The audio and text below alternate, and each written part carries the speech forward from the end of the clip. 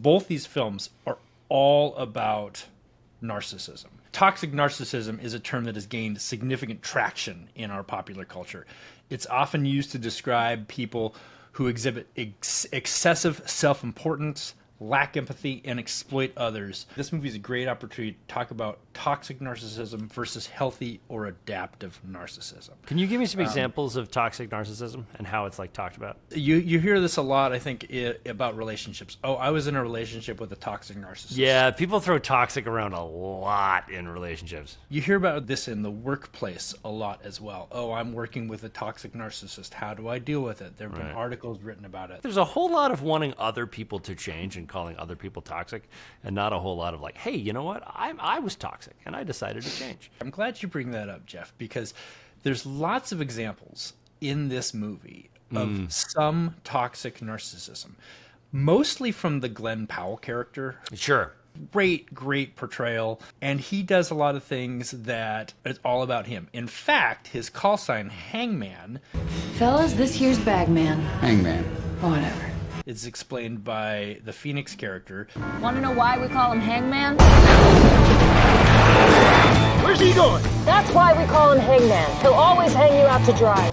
He will, in the parlance of the first movie that I don't think they used enough in the second movie, he will always leave his wingman. I love both these movies very, very much. They're so good. But you do have to get up like at 5 or 6 a.m. to start suspending your disbelief. Yeah. About a lot of things that happen in this movie. That's one of my favorite Josh Jones-isms of all time. And I'm just picturing like suspending your disbelief. You got to put the scaffolding up. You got to get the police system going. Start to hoist your disbelief. Yeah, it's a lot of work. It's a lot of work to suspend your disbelief. But anyways, so he does a lot of things that are toxically narcissistic. I mean, of course, there's the banter in the pool hall scene where we're introduced to the cadre of pilots. He's just kind of a general dick about that. What I want to know, who's going to be team leader? And which one of y'all has what it takes to follow me? Hangman, the only place you'll lead anyone is an early grave. Whew. And then you start to hear that, well, you know, he'll just kind of leave his wingman and go off and do his own thing. And then he does. You see an example of that in the training, not just in the first dogfight scene where they all get owned by Maverick, but then later when they're trying to go through the canyon and he goes too fast for his teammate to catch up with him. You're going too fast, man! Well, no harm in being ahead of schedule. Damn it, slow down! I can't stay on the course! You put your team in danger and your wingman's dead. They couldn't keep up. So he does that over and over and over again. Here's the thing with the toxic narcissistic action. We probably all do them.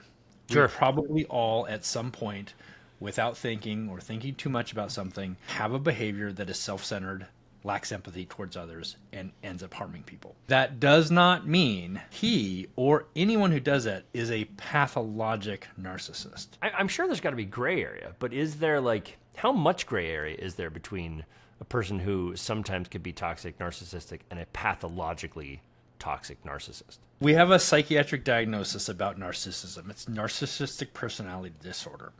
And the key feature of narcissistic personality disorder is that the person lacks empathy for others. Okay. When you do a toxically narcissistic act, you are also lacking empathy for others. Sure. The difference between the toxic narcissistic action and someone who has narcissistic personality disorder is the person with narcissistic personality disorder can't gin up empathy in any or most situations. Right.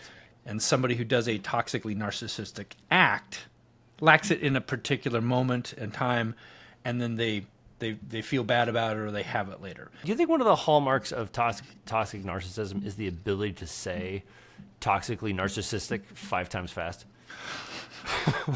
Yes, I'm tripping over that. Thanks for pointing that out. No, because it's hard. Those are hard. That's narcissist is not a nice word for us to have to say.